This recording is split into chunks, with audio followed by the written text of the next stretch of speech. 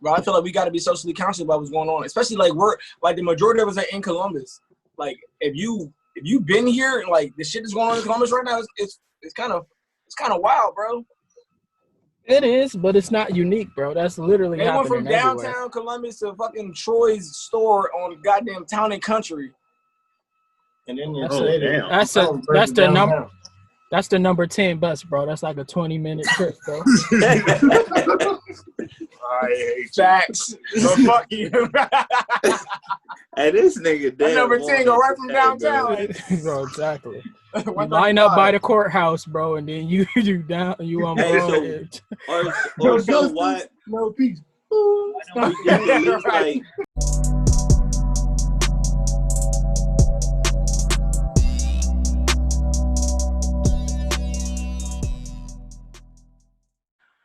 welcome back, everybody, to Bro Opinion. Bro Opinion is the podcast, the YouTube channel where the bros get together and discuss all things pop culture, from movies, TV, television. And today we're going to focus on politics. So without further ado, why don't y'all introduce yourself, bros? Hey, it's your bro Ddotcar. What up? It's your bro Troy. It's your bro Dash. It's your boy Josh. It's your bro Mir. What it do? And lastly, at least importantly, it is your bro Dev. And I mean, we couldn't ignore it, but you know, everything that's going on in the world, especially in cities that we reside in. You know, you guys are up there in Columbus, Ohio. Josh and I are down here in Miami. And they both have political protests and that have turned into rioting and looting. So we just wanted to share our thoughts as Black men on the subject. So, Ddotcar, why don't you kick us off and tell us, you know, just give us an overview of what you think about everything that's going on. Oh, man. First of all, man, this is a terrible situation, bro. I mean, first with my man George Floyd getting taken out, bro, that was a senseless murder that didn't need to happen, bro. I mean, we all pretty much can agree on that, man. Yeah. Like, there's no reason that man should be dead right now. And then, I mean, people are just fed up, man. Like, the city, like, for it to be spreading to multiple cities, bro, where it's just not happening in Minnesota, people are fed up and tired, man. And everybody's hurting right now. Like, I see the people that are rioting and out here protesting peacefully or non-peacefully, and everybody's hurting right now, man. And I feel their pain, man, for real. Like, I understand what they're going through. I get how they're feeling right now, man. And like I said, I'm not one to tell nobody what's right and wrong when it comes to protesting or how they should feel about the situation. So people out there, they're doing their thing. And like I said, people are hurting right now, man, and I'm with them for real, man. Like, just to touch off, I'll let my people speak on it, but I'm definitely with the people right now. All right. Troy, what you got? So first and foremost, I'm definitely with the people because they are my people. We all are one human race. And I think that's the reason why the people are reacting the way that they are, because we're not treated as a human race. We're treated as if we're aliens or something like that, and that's not what we should be, you know, categorized as. And so people is, you know, up in arms right now. The city is in turmoil. It's made it down, you know, far as, I don't know geographically where everybody's from, but that's viewing, but made it down pretty far in the city. To where they're looting and rioting and protesting, like Ddotcar said, peacefully and non-peacefully, and it's affecting a lot of people, affecting, you know, a lot of people's lifestyles because of that. So my heart definitely goes out to the people that are protesting and people that are not protesting because, you know, whatever their beliefs is, but definitely with people. All right, that's what you got for us. Like first of all, like RIP. Like George Floyd and everybody else that had, like, in the families that have been affected by this, but like I said, I'm with the people and I understand. And like my man D said, I can't tell people how to protest or how to channel their anger to do what they got to do. However, I like, there's a fine line between protesting and rioting to just being destructive. So from my view, I get it. I understand you're angry, but like, target the establishment that has shown over time racial oppression and discrimination towards our people. Like, when you start affecting businesses that had nothing to do with anything just because it's the wave, that's where I have a problem with it. And like like, and that's what's going on in Columbus right now. Like, people are just doing stuff to do stuff because it's part of this thing. And like, I understand everybody's frustrated, and we need an outlet, but like, stop doing things that don't make sense. If that makes sense to you. Like, I just want people to, like, target your aggression to the places that make sense, that actually demonstrate why you're upset. When you start doing things outside of like destroying black businesses that always been helping the community and doing their thing, that's when your message is diluted. And that's where I'm at right now. But like, definitely, but like I said, like, I can't tell people how to protest. I can't tell people how to express their anger. I just want you to make sure it's targeted aggression towards the establishments that have shown over time, like, systematic oppression, racism, discrimination, and things like that. But like, the city is definitely hurting right now, and we gotta and we need to slow down and have a conversation about why you're targeting certain things and certain businesses. But like, I'm not in the streets. I wasn't downtown. I'm not doing that.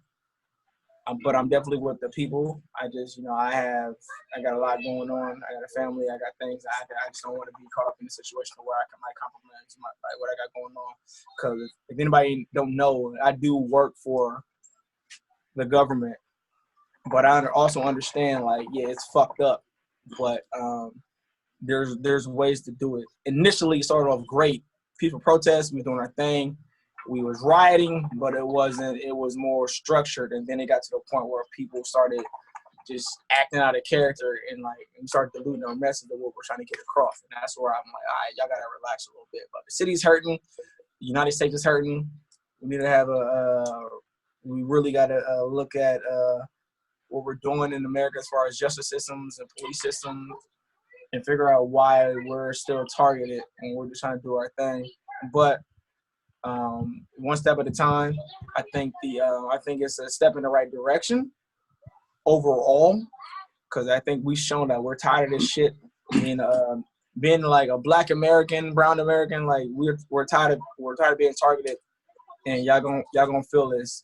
But like, make sure it's targeted aggression, and make sure you're hitting the right establishment so they understand what the hell is going on, and so they don't look at us like y'all just out here doing wild shit. But that's me. Do your thing. Josh, what you got? Rest in peace to George Floyd. Prayers for his family. Prayers to Breonna Taylor. Tamir Rice. We could keep going on and on with the list. It's just hard. I'm both frustrated, angry, sad, like, a lot of emotions. And I can't even describe how it feels. I know some of my bros in here have kids, how they must feel as a parent. And I'm me trying to be a parent to try to explain the situation. My overall view is, yeah, I'm with the people. And, I mean, it's like, we tried peacefully and protest peacefully. That didn't seem to work. And eventually, it's kind of, you reach a tipping point where we can only do peacefully so much. And it's not gonna. Then you act like, if you keep getting oppressed and you do peacefully, you act like stuff's not gonna get out of hand. And it's like, I do understand that some people do have small businesses, and I'm like, I wish they didn't go after that. But then I also think, like, people have to also remember, in the Bible, Jesus did flip tables because he was against the injustice that was doing wrong in his father's house. So it's not like, riots are truly bad. But I agree with Dash with, like, the looting, like, your anger, target at the establishments. Don't target, smaller businesses and things of that nature, because those are, some businesses that people need to survive. But I'm definitely, with the people, and just continue to pray every day, man, that just God's justice and peace come through the nation, bro. And I'm glad people are starting to actually start to wake up now, because that George Floyd thing has been happening behind the scenes too. Yeah. How about you, Mayor? What you got? Man, I can't really say too much like that. My bros didn't already say. Like, I have a son, so like, as a Black man and raising some child that's going to be a Black man one day, so like, I'm with the people. It's like, crazy that like you can constantly see this happening over and over. It's been happening for I can't tell you how long, for years and years and years. You could start with Tulsa or, Black Wall Street, any of that stuff, but like it's too many endless names to like really like say RIP to all of them, but RIP to everybody that like lost their lives in police brutality. But I'm with the people. Like I can't tell them how to riot or anything like that, because there's no like rules to like chaos and hurt. So right. No handbook. I would want them to not target like the businesses that are with the community and that are like for the people, that try to help the community, that outreach and everything like that. But like we're with you, honestly, like because I'm tired of seeing it like that. George Floyd video, like I didn't watch it because like I'm tired of seeing it. So it's like sick of it. It's not something you want to continue to see over and over and over. It's like trauma, and people don't get it because it's like it's not black versus white. It's literally everybody versus racist. That's pretty much what it is. But that's my take on it. Yeah. Good shit, bro. I appreciate that from you guys. I mean, to be honest, I didn't really want to talk about this subject, man. I mean, I've been feeling the type of way all week. And it's just this mixed bag of emotion, like Josh said, man. I'm frustrated, I'm angry, sad. I want to fight, I want to scream, I want to cry. I want to do all of it. And it's just like, what else can we do, bro? It's like at the point like where I'm closing myself off to it. And I know that's the wrong thing to do. Like I'm becoming numb. And Josh and I talked about this with the high school boys during Bible study. And it's like, bro, like I can't like continue to put my heart out there, bro, for it to just be continuously, like trampled upon, bro. Like, so I just kind of closed myself off to it. And I know that's not the right thing to do, but it's just a self-preserving mechanism, I guess. But I am definitely with the people, man. I don't want to say I could care less. I couldn't care less about the stores that are impacted, especially the larger stores. But truth be told, I mean, y'all got insurance, y'all rebuilt. Not really concerned about that, man. I just want people to be safe. I don't want people to get injured. And I don't want people to be out there acting a fool to where they're jeopardizing their own safety and their futures. I mean, you're rightfully upset, but like you still got a family at home. You got people that's depending on you to come home. So I think that should be your priority, is to get back to your family at the end of the day. And the best way to go about that, I don't know what that is, but do so and process in a way that's going to make sure that you're as safe as possible so that you can return to them, would be my thing. But, smaller businesses are getting hit. Some are black owned. In Columbus, Ohio, I mean, we all know of a very well-known black-owned store that we frequent a lot. Some of us went to high school with the guy. Very humble guy. I was just telling a girl the other day, a very humble guy. I mean, he's always been, one of those people that's just been solid. But it's just, I kind of compare it to a wildfire. I mean, you can't tell a wildfire what to do, what direction to go. It's just going to do its thing. I mean, but what people fail to realize is that wildfires do have a purpose in nature.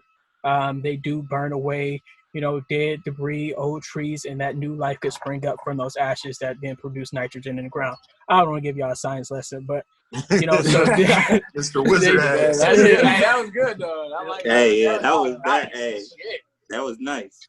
But yeah, so I mean, it does have there can be a purpose even in the destruction, even in the looting, even in the rioting. But I mean, how much it'll be impacted, I still don't know. I'm still reading the comment sections of Twitter and YouTube and Facebook, and I'm still seeing non-black people saying very ignorant things, and I just don't understand it. So at the end of the day, and that was where I was I don't want to talk about this because I don't know how much it's going to impact things, how much it's going to change things. And I'm a person, like, if I do something, I want a result. If I work out, I want to have muscles that day. I know the world doesn't work like that, but I want the result when I'm finished, And when you cook a meal, you get to eat it afterwards. You don't cook a meal and then you eat it a year later. So that's my stance. It was like, I don't want to talk about something where I don't feel like I can see an immediate impact. I don't see the impact. People have been talking about it. People have been marching. People have been protesting for hundreds of years, literally. And what has come of it? And we're still here. And it's frustrating. And it makes me angry. It makes me sad. And being a Christian, and it makes it hard. Like, being a Christian doesn't make it hard for me to be a Christian. But, I mean, I do have those real conversations with God. Like, when is this going to change? Is it going to change, or is this something that we're just going to have to see resolved when Jesus cracked that sky? So get right. But so I wanted to talk to you guys about. Give me a sec, Jesus. Give me 1 sec. All right. So 4 of you guys, except for Josh and myself, you guys all have black sons. So I wanted to ask you guys: have you had to talk? Ddotcar and Dash, your sons are a little bit older. Have you had to talk? Are you planning to have the talk, and how do you think that would go? I've spoken with my sons and my daughter about racism and some of the plights that us as a people have been through, definitely, because I feel like that's something that they need to be aware of. It's kind of a tightrope to walk. It's a really thin line where you want to keep that innocence of your kids, but you want them to be aware of what the hell is going on in this world and where their place is right now. But like I said, I have spoken to them and kind of explained to them like where we are as a people, and that not everybody's good. There are bad people in this world. There are people who don't think highly of you, regardless of how amazing you are and how amazing we think you are. There are people who don't give a crap about you for real and that think you're dirt. And there are people who aren't on your side. So I try to, like I said, put that message across to just be aware of people's intentions.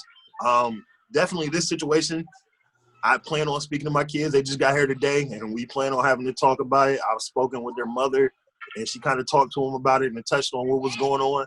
And I want to kind of reiterate and see how they're feeling about the situation and talk to them about it.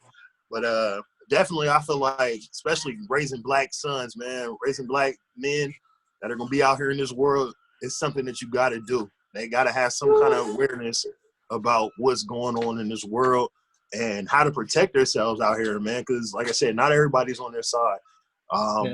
Regardless of race, for real. Not everybody's on your side. And you got to be able to take care of yourself, protect yourself, be aware of what you're doing, carry yourself in a certain way. And I just think that's important as a father to instill those lessons to your kid, man. Like, for real, I mean, that's the most important job I have. Forget the military, forget my civilian job. That's the most important job I have, is raising these kids to where they can be successful and not be out here as a victim or a statistic. Like, that's my goal as a dad, man, to have my kids flourish out here. All right, appreciate that. All right, we'll go to Dad, since you also have an older son. Just same question. I mean, have you had to talk with your son, which happens to be my nephew? Yeah, so I talked to him, but I don't know. It was a while ago though, but I don't know if it was it wasn't as receptive as it should have been because he was a little younger. Yeah, well, I think now is a more appropriate time to talk about. He's 11 now, so it's like, all right, bro, you got to understand. Like he said, no matter how talented you are, how dope you are, how funny you are, how charming you are, there are literally gonna be people out there that don't like you because you look like a certain way. And you have to be socially conscious to that fact. Cause like I have tried to raise my kids as humble, be great, man. Hey, flourish, show your talent, do your thing. But like at the end of the day, I got to get to the point that like you're 11 now. Like your accomplishments and your shining may be the same thing that gets you hurt or killed because somebody is jealous of that because you don't look like them. And it's a hard conversation to have. So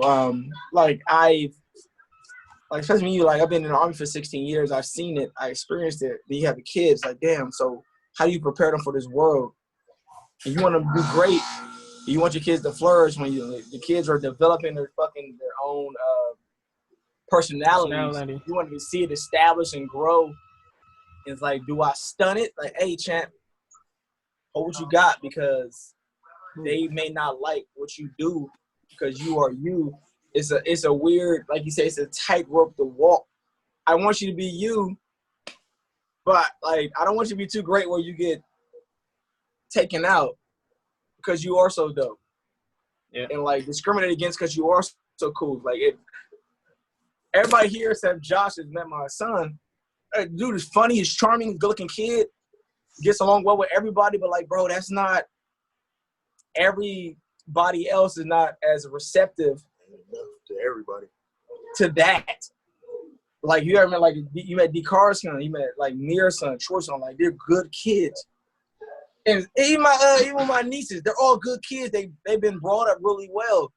They speak well, they're smart, they do their thing, but like everybody else in the world is not as receptive as us to where it might get you killed. You may be too smart, but do you tell them to not be as good as you can be? Or do you make them socially conscious that like, hey bro, you dope, but like make sure you watch out for what's going on. But I don't want to stunt your growth at the same time. You know what I mean? Like it's a tightrope to walk. Like, you know, my son is 11, he's in 6th grade. We're going to 7th now. So it's like I had it before, like I gotta have another conversation, like, bro, like everybody is not on your side. It's another conversation you gotta have. And honestly, it's a tough conversation. Like, I'm not one of them parents like, hey, white people are bad. Police are bad. I'm not one of them people. But like, you gotta understand that there are bad people in every organization that you come across, period. Yeah. Like I said, I've been armed for 16 years. I've seen a lot of shit in the Army. Bad. But also, I'm still in it for some reason, because I've seen a lot of good. So you gotta find a balance. You gotta understand there are good people with bad people, but you also gotta understand like the bad people, if people don't hold them accountable, are more bad people. Yeah. And that's where I'm at. Like, people always say we gotta get black people in the ranks of police and judges and shit, but like if they don't hold the other people accountable, they're just as bad as the other folks. Like, one of the reasons I kept getting promoted in the Army, because like I seen some dumb stuff. I wanted to make a change. I was about to get out. I was like, no, I'm gonna keep getting. I got to a position where I can make changes and made it better for other people. But like, I got put to my son and my daughter and like his son, because like this is like my nephew, so we spend enough time together. Okay, and like with him, like, yo, y'all gotta understand that everybody's not rooting for you. You gotta recognize that like people are going to shit on you because what you look like. It is a hard conversation to have, because you want them to do everything they want to do and flourish, and it's tough, but it's a necessary conversation. And like, with my son being 11, his son being 10, his other son being 6, his son is 3, Mir's kid, like homie, like 4, 5, he's 5. It's conversations we gotta have, but it's tough when you part of the government. Like, we all military, we all work for the government, we all work for the system. It's a harder conversation to have. Like, damn, but you gotta have it. But I don't want my son thinking like, oh, like white people are just bad. So it's kind of like that fine line you gotta walk. Like, no, all people ain't bad, but you gotta understand, recognize the signs. When you're not being treated fairly, equally, and you've been fucked with, learn how to navigate the waters, get the F up out of there, and get to a position where you can change that shit. So it's a tough situation. It's a tough conversation to have, but like, it's a necessary conversation. And I'm taking my notes. I'm docking it, because like he'll be going, like, he'll be 12 this year. So I'm taking my notes. I'm doing it so I can make sure I have the appropriate conversation, and not having anger or spite because shit that's going on. To make sure it's appropriate. That's what you know what that reminds me of, bro, when you was talking and you said, you know, you want him to be good, but you have this fear of him being too good. And, you know, coincidentally, your name is, we call you Dash, and it reminded me of The Incredibles, you know, when Dash was on the track team. And they were like, and he was like, go, Dash, go. And he was like, start smoking them. Then they was like, not so much, pull back. And it's like that. Yeah. And that that's what it is me with of the black. I feel like with the black race, you too good at what you do, then find a way to take you out. Like, you can be the best at your shit.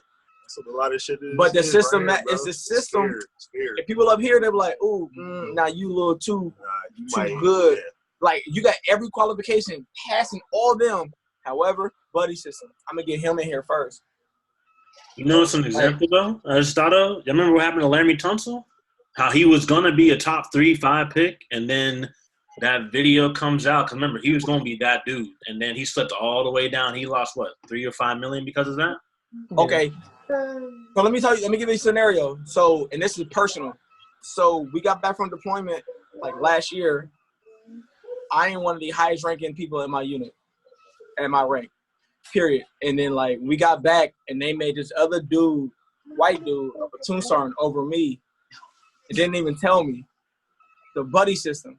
Bro, I'll rank him by like a year. Cause the Army is like data. It's like, oh, same rank. What's the data rank? I smoked him.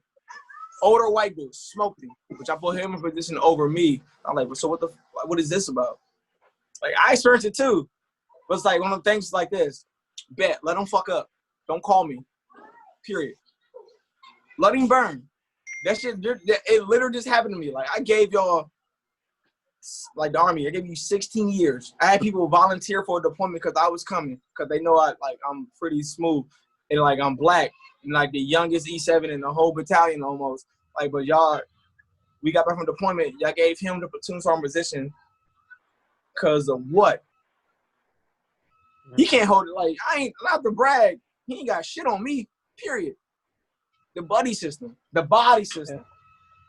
They call it's it, one of them things like you gotta just deal with that shit. Like, okay, bet. So when he fuck up, but they was still calling me, hey, you coming to the meeting for what? Y'all put him in charge. Why didn't they still come to the meetings? He's a platoon sergeant y'all put in charge, right? Cause y'all got a system. It's still the Army, y'all still doing that thing. I don't need to come. He can hit me afterward. He can breach me afterwards. This is one of them things. Don't be too good. But also understand what the hell is going on. Be conscious of what's going on in whatever situation you're in. So that's the conversation you gotta have with your kids. Like, bro, understand what's going on. Be flourish. But like, it's such a weird conversation you gotta have. You gotta tightrope it, and like, it's just all fucked up. But it's definitely a conversation you need to have so they can understand. They can recognize what's going on around them, and they can adjust accordingly. All right, Troy, jump in here. I know your son is a little younger, so I know you haven't had to talk with them. But like, what are your future plans to do so, or like, how do you foresee that going? So personally, my dad allowed personal experiences to, help me with my growth on dealing with the situations with being a black man in America. So I feel like I'm gonna let my son go through a little bit of the same thing, and be able to have that conversation afterwards, so he can actually be able to experience a little bit of it. So when I'm talking to him, I'm not just talking to him. He can be able to talk back to me and be receptive to what I'm saying to him. So he's able to decipher certain situations a lot better and understand what's going on. Because if I'm telling him like, hey, this person might potentially be bad or this might happen to you, then he's gonna be out there looking for it instead of, when he gets into that situation, being able to handle it better. And my son is a lighter complected young man. Definitely. So he might have a little bit of advantage as compared to a darker skinned person that he might be around, because his brother is darker than him. So they might have different experiences. So being able to involve that as well and have his brother talk to him. So I think that's what my plan is. When he gets of age a little bit, maybe like 11, 12. So that, like I said, he can be understanding and receptive to information I give him. So that's my take on it. Yeah. All right, Mir, same question for you. Like, your son is 5. How do you foresee that future conversation going, or do you have a plan for it as of now?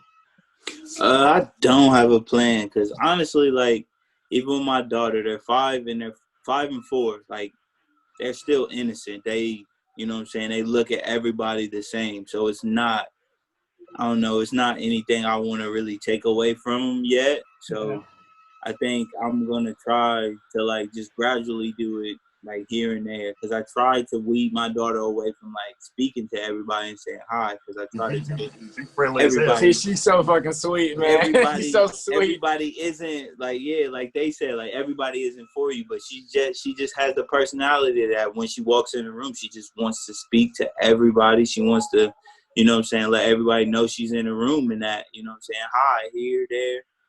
But, I mean, in the world, you know what I'm saying, you can't be that kind. Like, some people will always try to take advantage of you. I honestly, that is, like, the conversation that scares me, because I honestly don't know what to say to them to, like, break that from them. But I usually, my mom usually knows what to say, like when it's certain type of situation, because she put them up on coronavirus and all of that type of stuff. So I usually like take the back seat on that when it comes to that type of stuff, and let my mom, you know what I'm saying, do the work, because she's good at it. So I don't know, like I honestly don't know. I just try to keep their innocence as much as possible. When they have something that comes across, then I'll try to explain to them as much as possible why that happened, and like that some people are just evil in the world. There's nothing you could do about it. All right, appreciate that. All right, Josh, you don't have a child as of now, but like, I'm just curious on like what your experience was. I mean, you grew up with your father in your life, so I mean, did your dad have to have this conversation with you, you and your brothers, or do you recall the time as to when that happened, or a similar situation? And do you plan on having this, or how do you plan on having this talk with your son in the future, should you have one? So, I mean, yeah, we grew up in the suburb, and it's kind of crazy because one of my first, like, true childhood friends, she happened to be white, but her mom reached out to me today, and she sent me, like, a long post, and I could feel her emotion in it because she hates to see, because she, like, people in my neighborhood, when they knew the Becks, we were, you know, upstanding people. My mom and dad raised us right, you know, sir, ma'am, the whole shebang. And, of course, you know, my dad and mom here and there would feed in a little, like, hey, you got to be aware. Because as we were growing up playing sports, especially when we got into sports, they were like, they fed it in. They didn't have like a sit-down straight talk, but they kind of kept giving hints. And it was kind of more of Troy, we kind of had to like learn as we go, because I didn't go in all black or all black school or even all white. It was kind of, because I grew up in Houston, Texas, so you had a, yeah, it was majority white, but you had a good number of blacks, Hispanics, and it was a good number of Asians. You had a good number of mix of people. But I remember seeing it, but it wasn't as like prevalent, I guess, as it was in Houston. I didn't have as many encounters. It's actually my first encounter when I was after I got out of college, and I was working on I was a marine engineer, and I was working on a ship, and I had this captain who, one, didn't like me because I went to college to get my marine engineering degree, so he didn't like that about me. And then two, I come to find out, like, yeah, he didn't like me because I was black. And he also had something against another guy who was Dominican, so he kind of told me about it. And, you know, that was the first time I truly, like, felt it. And, I mean, lo and behold, and I ended up getting, you know, I had to eventually quit from that job because it got really bad. But so I think about the conversation, like, how am I gonna have it? Like, I dread having that conversation because me and my wife are talking about it. Like, we don't look like, that's one of the conversations I do not look forward to having, because I hear from all y'all. I want my kids just to have that innocence growing up, and to hopefully, man, just with this new generation, that hopefully they can make that change so we don't have to have that conversation. Like, hopefully we can have the conversation that's like we can just say, like, nah, man, like, you don't have to worry about that. Like, it's gone, or it's dwindled down so much that you don't have to worry about it. But I know when it does come to time, like, we're probably gonna all sit down as a family and talk about it and discuss it. But I know it's gonna be hard because, you know, my wife, she's actually shed a couple of tears having to think about that. And, you know, it's going to be tough because, you know, my wife, she's Puerto Rican. So, you know, having half black and half Puerto Rican kids is going to be interesting. So, but I know when the day comes, I'm going to have to say a big prayer, but I'm going to have to be ready for it. So. Absolutely. Hey, bro, and like, as already having a father of a black kid or two black kids, you got two black sons, you got a black son, Mary got a black son. If you need to reach out, bro, you can, like, just for, there's a tidbit of information, maybe some, I don't want to say advice, but just to help you get the conversation right, bro. Like, reach out, bro. More than welcome to you know, sit there, have a conversation with you, so you can make sure you got everything in a row. And some of the experiences that we've seen, we've had, to make it tailor your conversation to your kid being, multiracial. So definitely, bro. Like, feel free. Appreciate that. Thank you. Or just reach out to their kids because their kids is old as heck, and by the time your kid get the age, Hey, I give my son has a whole cell phone. I give him his number. Exactly. Like, exactly. Kid's gonna be in college. That kid is, he got a DeVry degree. Kid is amazing. All right, but as far as for me, like, I don't have a child right now. I mean, I do want sons, obviously. I want 3 sons. But, just thinking about the conversation, and I've thought this for a while, like, when my kid is young, they're going to be afraid. I assume they're going to be afraid of monsters. And in my head, I want to say monsters aren't real, and truthfully, I want to say monsters are real, but they're not. They're actual people. They're not creatures. Yeah. Like, there are real people out there that mean you harm, that mean that want evil to flourish in this world. And those are the monsters. And having that conversation, it is one of a necessity. And I just think when you, Josh, when you said that your parents taught you to say, yes, sir, or yes, ma'am, like that's just like a coping mechanism to like protect y'all. Because you could, talk to somebody the wrong way and you're not respectful and you mess around and lose your life. And you don't really think about that. It's like, yes, sir, yes, ma'am. And that goes back to, slavery days, you just showing that respect. Exactly. You showing your respect so that you can hopefully escape with your life. And that's just crazy to think about, raising a black son in this world. I mean, I've been blessed enough to say that I've never experienced overt racism, you know what I'm saying? And my encounters with law enforcement have always been, non-eventful, thank God. But, I'm not a fool. I know these things happen. I know that it's way bigger than law enforcement. I mean, regular civilians are racist and they do racist things and they drag people behind cars and they lynch people and all these things. And it's a worldwide problem. So, I definitely just, the example that I don't have to set for my son, should I have one, is just, just trying to be as solid of a man as possible and just knowing that no matter what happens, I'm here for you. I'm not going anywhere. And that just trying to be an example of somebody who, is dedicated to their family, dedicated to his faith, and, that's always willing to do the right thing despite the cost. And even that's a scary thought because you want your kids to speak up for injustice and do what's right. But what if that gets them in harm's way? You know what I mean? Right. And you're like, why does my son have to be the one to be the martyr? You know what I mean? And that's a scary thing. It's making my eyes even tingle like I want to cry because just thinking about it. And I know all of you guys' kids. Obviously my nephew, and I know Ddotcar. I know your kids. I know them all, and I was there for Jameer's birth, and I was there for Ari's birth, and y'all's kids' births, and it's just like, how do you these kids are awesome. They're smart, funny, charismatic. They're talented beyond means. Ninjas, basketball players, football players. Bro, they're just amazing individuals, bro. And you just, and for them to learn. It's a hard road to walk when you start trying to protect their innocence. Exactly. And that's the tricky part. Like, you want to show them to the world and the evils and monsters of the world while still protecting their innocence. And that's where the lines get kind of like, shit. Yeah. And it's hard. It makes it hard. It is. It's extremely hard. And just, to think that you want your kids to follow their dreams and shoot for the stars and put themselves out there. But that could be, like you said earlier, that's to be the same thing that puts a target on their back.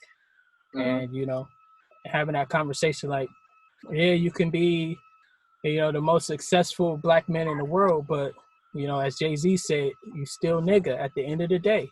And that's how they're going to view you. That's how they're going to look at you. And coming to that realization as a black man it sucks, to be honest. And to have your kids, one day you're going to look at your kid and say, they might ask you, why wasn't I able to do this, or why did this happen? and you're gonna just have to tell them because you're black or because XYZ. But it's hard. I figure we just close it out. I mean, everybody just take 20, 30 seconds just to some closing remarks about everything that's going on. However you feel about the situation, and just just maybe a little forethought into the future about how you would like to see things go or foresee things going. So let's reverse the order. Let's start with you, Mir.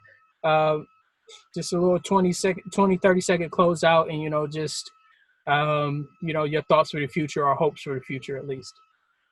My thoughts on the future, I was just having this conversation with a homie earlier, is that I think that, like, all of this stuff, like the solidarity, if that's the correct word, I think that, like, is going to be, like, the changing of the guard, honestly. So I'm hopeful that, like, people actually see and they actually hear the cries of, like, the oppressed and, the people of the sort, and they actually hear instead of, like, trying to demonize every one of us, and we really, like, come together and we just really make America great as they want it to, be. Honestly, that's my take on it. Facts. I like it. All right. How about you, Josh? My prayer is that basically, it's like the leadership, basically the people in the leadership position, the people that have, like, power, that they hear the people, not just black people, but they hear all people, and that they can start making change, and that also we get our next generation so that they can also be prepared to make change as well in case if something that we do doesn't work for our generation. We pray that our next generation can make a change. Because this cycle, I want to just end this cycle. This is a generational curse that got to end. Yeah. All right, what about you, Dash? So the biggest issue with this whole criminal justice, social justice, like, what we want to see is people hold the people that's fucking up, excuse my language, hold them accountable. That's the biggest issue. Very true. Like, these racist folk and the people in these establishments, they're doing their thing that's running rampant, but, like, the system is not holding people accountable. They got all these unions to protect them, all these people to protect them.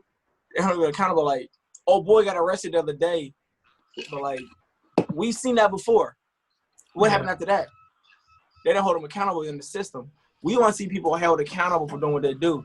Because if I go out there right now and I punch a cop in the face, they're going to hold me accountable.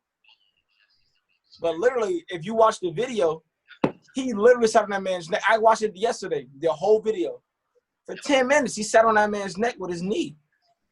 They refused to give that man emergency responses. Even when he started bleeding out his nose and pissing on himself. Y'all didn't hold him accountable. The cop that was asking the Asian cop too. Hey, go check his pulse, do this thing. Oh, he whatever. Hold people accountable in these positions. Like, stop letting these unions protect them. Like, that's the issue. We just want people in these positions that's supposed to serve and protect. Like, hold them accountable for the things that they're doing. Yes. If you've been watching a lot of these videos, there's been a lot of undercover cops and cops in uniform breaking stuff, looting stuff, actually disrupting the peace. Like, hold them accountable. Yeah. Like, don't get mad at us when we react. We've been sitting dormant for a while, y'all, and you man, we erupt. But y'all been provoking us. Like, boom, poke the bear. Oh, we get mad. Oh my God, they're out of control. Like, no. If the biggest issue is, like, if old boy would have been held accountable from the jump, I don't know. I can't say none of this would have happened right now, but it probably would have been a little different.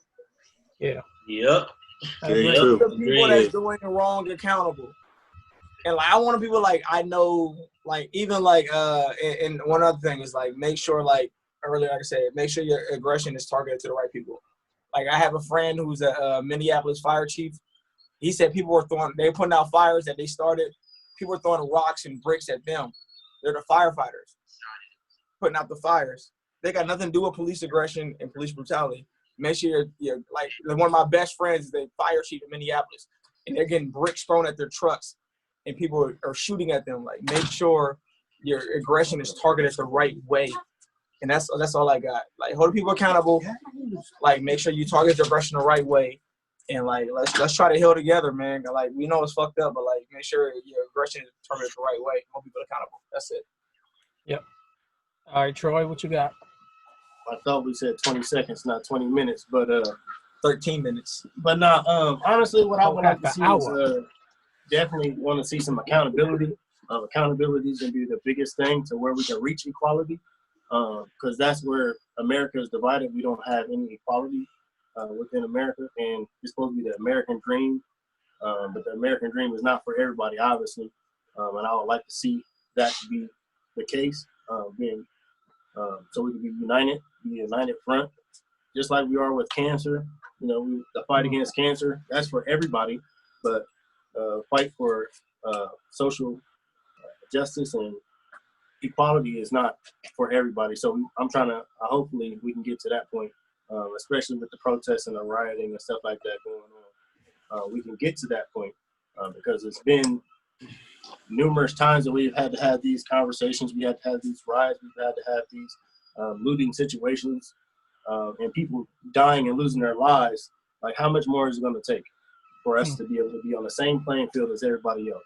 How much more is it going to take for us to feel comfortable with our kids being able to go out in the world and be able to flourish? So that's really what I'm hoping for, and hopefully it's soon.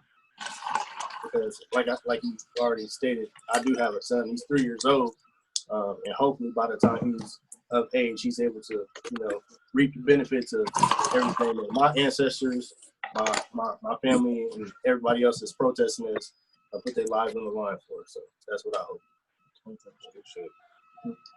All right, Ddotcar, what you got? First and foremost, prayers that everybody affected in this situation, all the family members lost, all the family members affected, everybody out there protesting, rioting, looting. I don't care. Prayers to all you guys. Right.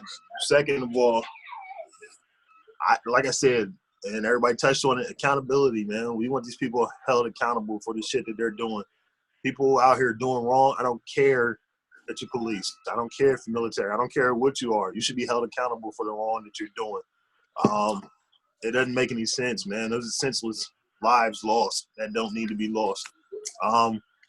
Future-wise, man, I hope everybody, like, this is cool. I got no problem with people protesting. I got no problem with people rioting, burn shit down. Fuck it, bro. Fuck them. Hey, I'm not, like I said, I'm not about to tell nobody how to be angry. But I hope those same people out here understand that I need you niggas to go out here and vote. Very true. Like, as simple as that, bro. Like, hey, y'all want to change some shit? Let's take over and put people who have our interest in those positions. And I'm not even talking about black people, because there's black cops out here wilding and doing dumb shit too. Facts. They ain't always your brother. Facts. But let's put people in positions where we can change shit. We talk about we want change and want change from the people in power. Then let's put people in power who actually got our interest, like, at heart. You know what I'm saying? Like, we can't change that shit from the outside. As much as we cry and scream and burn shit down, unless we're in position of power, what the fuck are we supposed to do? Facts. And that starts with voting. And I ain't even talking about president. I'm talking about city council, talking about House of Representatives. I'm talking about all the people that you see on the ballots. Let's get people who put judges in. We're going to hold these people accountable on the fucking court. You know what I'm saying? Like, there's so much more to it. And we can take over this shit, bro. Like, if you put black people, just even say black people and Latinos together, man, in our voting block, if we all got out and voted for the people who had our fucking interests, We kill. bruh, We kill. what the fuck is anybody going to do? We kill. So, in the future, I'd like to see people get out and vote. Go do your research on the people on the ballot. Find motherfuckers that you know in these neighborhoods. I went to high school with people who for office are in office now. You know what I'm saying? Trying to make a change. Go do your research on the people who are actually running. Figure out what their platform is. Figure out what they stand for. And go out here and vote for these people. Get out here and fucking vote and make your fucking voice heard, man. Carson, 2024. Facts. I might run my goddamn self. Hey, I vote for him. Or whoever voted. Got my vote, big. Carson, no Got arson. my vote, big. Carson, no arson. All right. All right. Well, I mean, I appreciate you, bros. I mean, just, for me to put a bow on it, like Ddotcar said, thoughts and prayers to all the individuals affected by not only police brutality, but just injustice as a whole. Whether that be, overt racism, hate crimes, as well as people who have been locked out of the system by, different social programs or government programs meant to lock them out. So our thoughts and prayers are for those people and for this country as a whole, that we can that this actually sparks something. I mean, because I'm tired of the same pattern of incidents, protests, riot, rinse and repeat. So I just hope that, this time people actually get it and wake up. And we do got to vote. I mean, as simple as it sounds, as, watered down as it sounds, it is important. We need to get the right people in power. And if they're not doing what they should be doing, then they need to be held accountable, and they need to get out of there. It's all about accountability for me. At the end of the day, if you're wrong, you're wrong. Black, white, or purple, I don't care.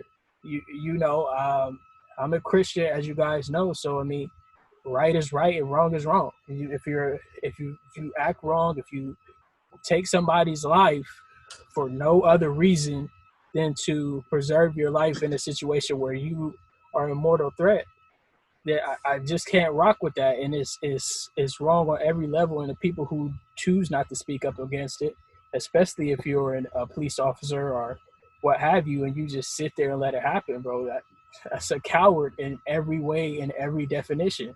But I don't want to go down that road because I'm going to feel myself getting angry. But I just want to say I thank you, bros. If nobody else has told you today, I love each and every one of y'all. Y'all are all kings. I am glad and blessed and honored to have you guys be a part of my life. And I just hope you guys just continue to be the Black excellent example for your sons and your future sons, as people that they can look up to, that they could see an example of, what it is to be a Black man in this country, and not the image that the media tries to portray us as. But with that being said, we're going to close this out by saying we love you guys. Thank you for tuning in. Thank you for taking a couple of minutes just to be with us. And as always, let us know what you think in the comments below. Be sure to like, share, and subscribe. And we'll be back with more content moving forward. And as always, stay connected, stay tuned, and stay bros. Love y'all. East side, man. Have a good one.